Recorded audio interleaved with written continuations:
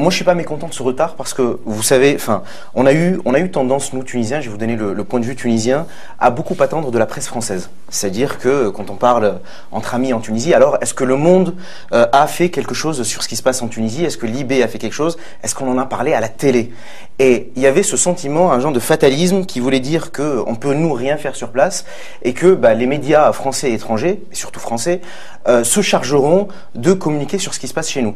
Et là où moi, je vois une vraie révolution, plus qu'une révolution médiatique, mais une révolution journalistique et démocratique, c'est que les gens ont pris leur smartphone, ont pris leur portable et ont commencé à faire du journalisme citoyen.